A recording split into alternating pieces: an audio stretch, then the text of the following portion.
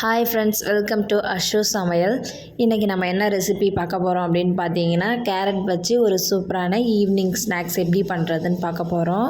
இது ரொம்பவே ஹெல்தியானது, ரொம்ப டேஸ்ட்டாகவும் இருக்கும். வாங்க எப்படி பண்ணுறதுன்னு சொல்லிட்டு வீடியோக்குள்ளே போய் பார்க்கலாம்.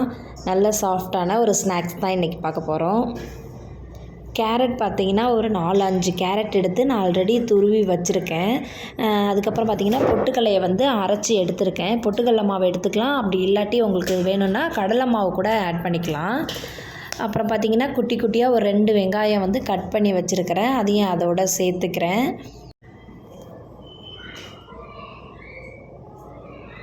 அதுக்கப்புறம் பார்த்திங்கன்னா காரத்துக்கு ஒரு 1/4 ஸ்பூன் அளவுக்கு வந்து காரத்தூள் சேர்த்துக்கிறேன்.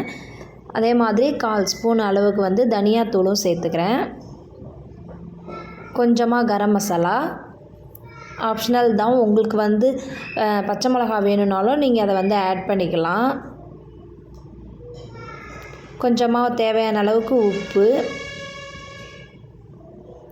ஒரே ஒரு எக்கு, இதுக்கு தண்ணி சேர்க்கக்கூடாது, எக்கு மட்டும் சேர்த்து நல்லா அதை மிக்ஸ் பண்ணணும்.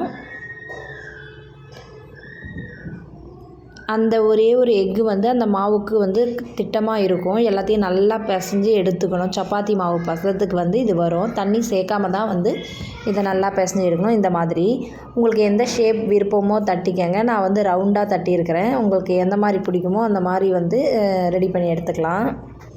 எண்ணெயை வந்து சூடு பண்ணிவிட்டு இப்போ அதில் ஒன்று ஒன்றா சேர்த்துடலாம். எவ்வளோ இடம் இருக்கோ அதுக்கேற்ற மாதிரி சேர்த்துக்கங்க. இது ஒன்றோட ஒன்று ஒட்டாது.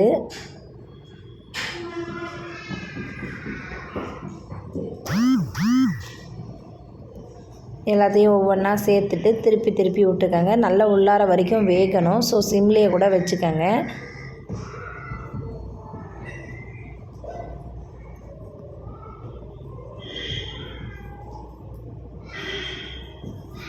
இப்போ நல்லா வெந்துருச்சு. எடுத்துட்டு நான் வந்து ஒரு பேப்பரில் வச்சுக்கிறேன். இது ரொம்ப ஆயிலாக அப்சர்வ் பண்ணாது. இந்த ஹெல்தியான ஸ்நாக்ஸை வந்து உங்கள் கிட்ஸுக்கு வந்து நீங்கள் கொடுங்க. உங்களுக்கு இந்த வீடியோ பிடிச்சிருந்துச்சு அப்படின்னா லைக் பண்ணுங்கள், ஷேர் பண்ணுங்கள், சப்ஸ்கிரைப் பண்ணி வச்சுக்கோங்க. தேங்க்யூ.